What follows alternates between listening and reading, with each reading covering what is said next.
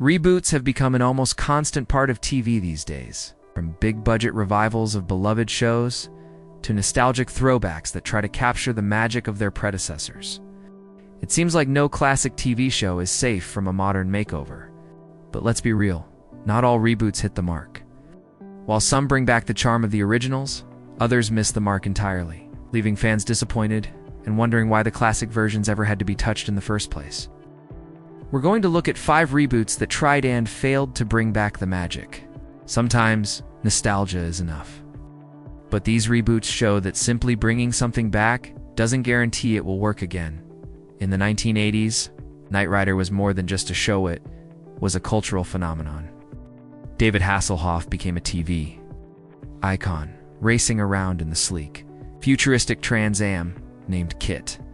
It wasn't just about the current, it was about the thrill of the chase. It's the witty banter and the feeling that anything was possible.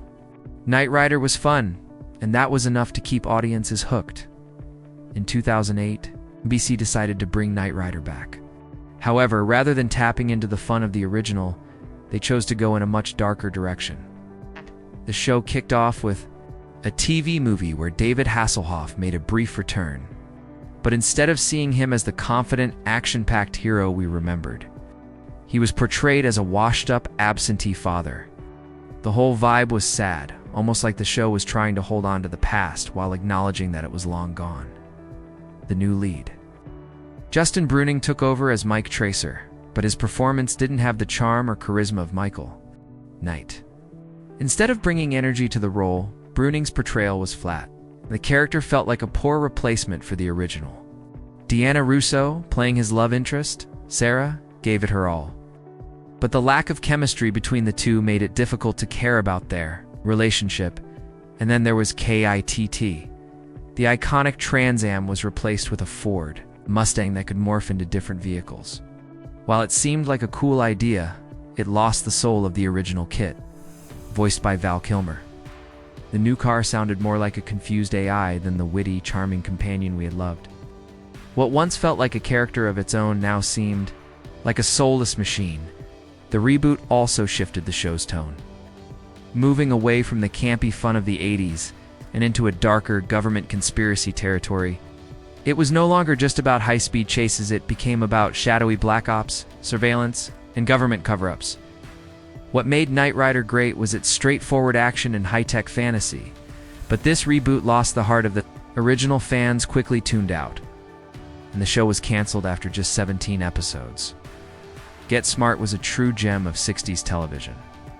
Don Adams' portrayal of Maxwell Smart, the bumbling but lovable secret agent, was nothing short of iconic.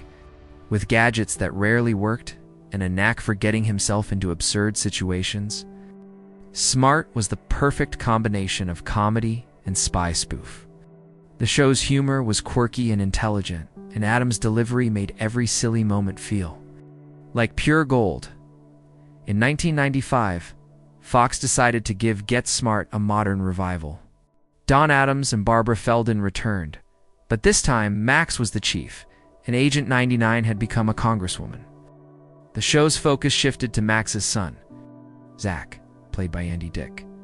Unfortunately, Zach lacked the charm and comedic timing of his father, making him feel more like a nuisance than a worthy successor. Comedy in the 90s had evolved. Get Smart just couldn't keep up. The jokes, once funny and clever, now felt dated and out of place. The show's humor was out of sync with the modern, cynical comedy of Seinfeld and Friends. Critics were quick to point out that the revival simply didn't work in the context of 90s TV. Despite the return of the beloved original cast, the show couldn't find an audience and was canceled after only 7 episodes. It turns out some things just can't be recaptured, no matter how many familiar faces you bring back. The Love Boat was the quintessential feel-good TV show of the late 70s and 80s. Each episode took viewers on a journey aboard the Pacific Princess, where romance, comedy, and drama unfolded against the backdrop of luxury cruises. The show's formula was simple, but it worked. The lovable crew captain Stubbing, Doc, Isaac, and Gopher B came iconic. And the theme song is still stuck in many people's heads to this day. In 1998, Penn decided to update the show with the Love Boat, The Next Wave. The new series featured Captain Jim Kennedy, played by Robert Urich, and a younger, more modern crew. While this reboot tried to stick with the original formula of romance, comedy, and light drama, it lost the magic that made the original so beloved. The new cast just didn't have the same effortless chemistry that made the original so much fun to watch. The tone of the reboot also felt off. It aimed for a more polished and serious vibe, which didn't fit with the lighthearted nature of the original. One of the more bizarre moments came with the Bermuda Triangle episode, where crew members developed strange powers. While the original show had silly storylines, this episode felt completely out of place. Despite some attempts to recapture the original charm, The Next Wave failed to connect with audiences and was canceled after just 25 episodes. It was clear that The Love Boat worked best when it stayed true to its roots, offering simple, escapist fun rather than trying to modernize it. The original, The Odd Couple, 1970 to 1975, remains a sitcom classic. The chemistry between Tony Randall's, Felix and Jack Klugman's Oscar was unmatched. Their bickering, contrasting personalities, and unlikely friendship made the show timeless.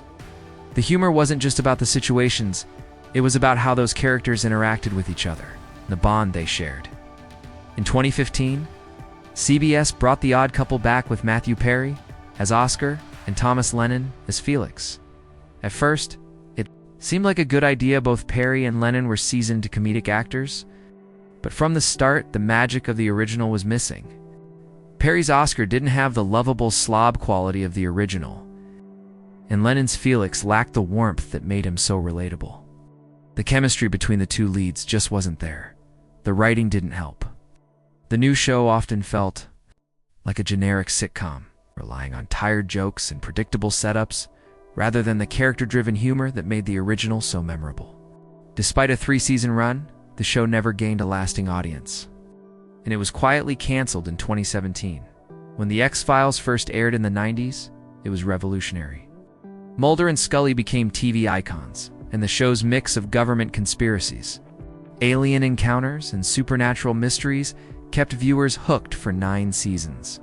The chemistry between the two leads and the suspenseful storytelling made The X-Files one of the most popular shows of its time in 2016.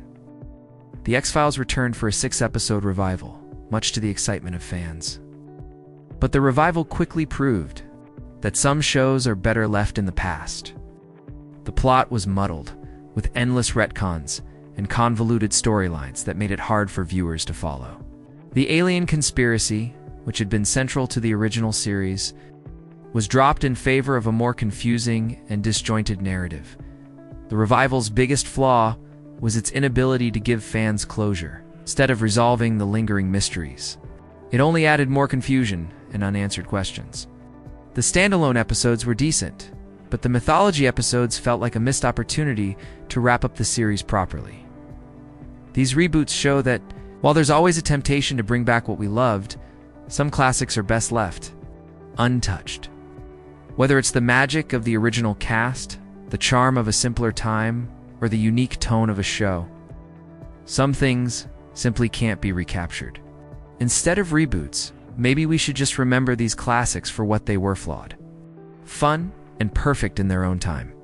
If you enjoyed this video and want more like it, don't forget to hit that subscribe button. It's a simple way to stay updated on all our content. Thanks for watching, and we'll catch you next time.